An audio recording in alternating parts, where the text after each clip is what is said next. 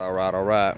It's definitely another video. A little bit different. I'm doing a night video here. I had a couple of requests of how I fixed the bike, a couple questions on it. So we're going to dive into it. The first issue I had out of this bike, out of the box, it was super lean and couldn't get it to run half choke. It was terrible. It was really lean. So I live 60 feet above sea level, so I'm pretty much right there at it, but it was still super lean. Changed jet sizes, even ordered a new carburetor. Still had issues with it, and it progressed. It got worse, and pretty much what it was boiled down to was the ignition coil that comes on these bikes. They're mounted. It's you're gonna have to take your seat off. You're gonna have to take your gas tank fairings off. There's a 10mm bolt up top. There's an 8mm bolt down below. You're gonna have to disconnect your fuel gauge wire, okay, and lift your gas tank off. Okay, now what helped me diagnose that mine was a spark issue and not a fuel issue when it comes to spitting and sputtering at a quarter throttle, because it just got worse, was I bumped the ignition coil, which is literally right below that gas tank. It's mounted on this side of the frame there, okay? And when I bumped it, it immediately cleared up. So I knew right then and there it was an issue with that coil. I didn't know if it was a dead wire or a wire that maybe got rubbed, because it didn't act that way whenever I first started riding it. So as me riding it, that bolt got a little bit loose, and long story cut short, it wasn't making a good ground. So I took that coil off. The bolt is an Allen head bolt, and then there's a 10mm nut that's on the back side of that bolt that holds that coil. There's two wires, a positive and negative wire that goes on the other side of that coil, and of course the other side of the coil is going to be your spark plug wire, which goes into your block up top there, your jug. Okay, now what I did is, after I removed that coil, I sanded down both sides of where that coil mounts, okay, that makes sure that it had a good ground. And once I did that, tightened it up, it fixed the issue. Now what I did far as the carburetor, I ordered a new PZ30 carburetor. Okay, it's a CMK or J, one of the two. I believe it's a CMK carburetor. It's made in Japan, the carburetor is. Definitely a better quality carburetor. However, whenever you open this, the bowl up, there's no markings on the jets, okay?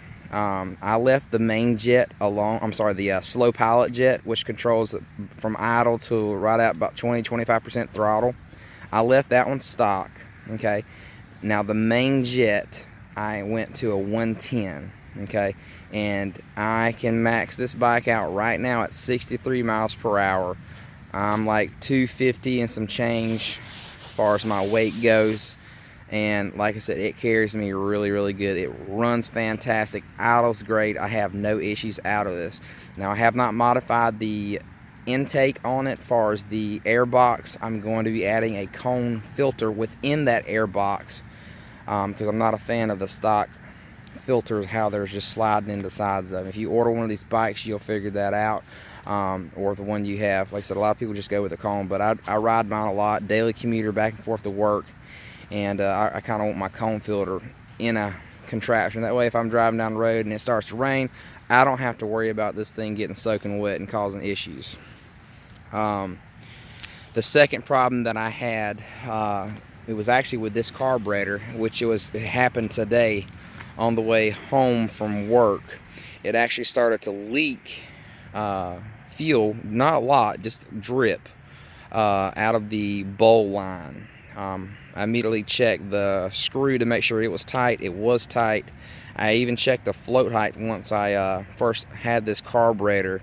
The float height was dead level. So what I did is I went back in there, changed out my jet to a 110, and I also raised the tab, which actually lowers the float down. So it's sitting right below level, which decreases the amount of fuel in that carburetor bowl, okay? And it has so far fixed the issue. I went ahead and also took the jet needle out, cleaned it out, just to make sure there's no way trash got in the middle there and kind of stuck it open. But either way, what I've done to it tonight is perfect. And like I said, I'm 60 feet above sea level, and it has been fantastic. I have no complaints on it whatsoever now. It runs great, all that good stuff. The other issue that I'm not a big fan of, but it works okay, is the kickstand is a little long. Make sure you keep your air in your tires. The back calls for 36, the front calls for 32. I have them both sitting at that, and as you can tell, like I said, it does sit. It sits right, not quite 90, but it's got a little lean, not too bad. But I do have plans on going a little bit bigger on tires. The back, I'm going to go with the Michelin's. It's still a 50-50 mixture. I'll update that once I get the new tires put on there, but we're going to run these until they're almost low, and then we're going to go from there, okay? But that was really about it. If y'all have any questions about this bike, a lot of people ask, oh yeah, there's another one. Another guy asked me, would they go with the Hawk 250 or would you go with the Apollo? Okay, the Hawk 250 is a really good bike. Every other bike out there, the Chinese bikes, they all have their pros and cons. The Hawk motor is a really good motor. I've heard some issues about the chain slides and stuff about that. I've never personally had one, but if you go and look at Moto Cheese's videos on YouTube, he has a bunch of them and he does really good reviews on them as well. But from what I hear, the Hawk 250 is not a bad bike. It's definitely geared more towards an off-road. The suspension is better. The forks are not quite so inverted as these are. This bike has a more sporty feel to it. And the tires are not as aggressive as the Hawk 250. So if you're going to do a lot of daily commuting, I'd say go with this one here. Like I said, I have been off-road with it and it works good. Like I said, the back shock is adjustable, so you can let some air out, adjust a little bit, make it a little bit softer of a ride. The seat, however, if you're going off-road, this thing sucks. It does have a super hard seat. I will be uploading a new video here soon. I'm going to reupholster this seat here, add some more foam to it, that way it's not as hard. And another thing that I liked about this bike, whereas the Hawk 250 doesn't have, is this one has a locking gas cap. Now I'm sure you could probably add it aftermarket, and this one has a digital speedometer. Now I ordered mine through FamilyGoKarts.com. Okay, this one comes in miles per hour.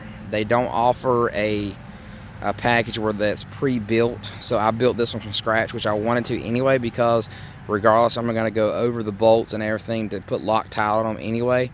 But a lot of dealers out there, when these bikes, they come in kilometers, so there is a cluster where you can order to get them in miles per hour. But for the deal that I got, it was a pretty cheaper. You know, all the other dealers out there, Family Go-Karts has definitely got the deal going on, but you're gonna have to build it yourself, okay? Whenever you get it out of the box, remember that title that's in the box is not a true title. Just verify that the VIN is correct on that title, which matches your frame on this side over here. If that matches, okay, you're going to go ahead and call them if you're going to ride it on the road.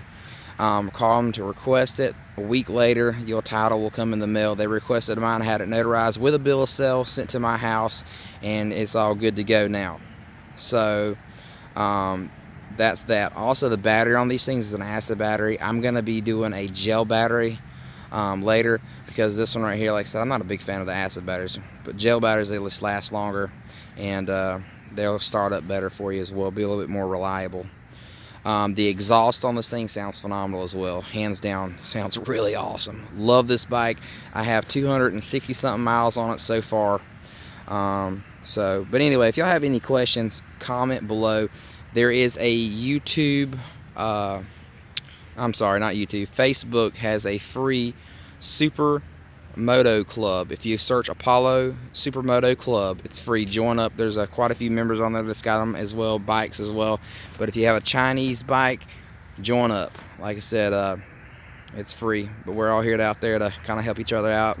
Any modifications y'all do, like I said, they'll be on there. But anyway, got questions, comment below.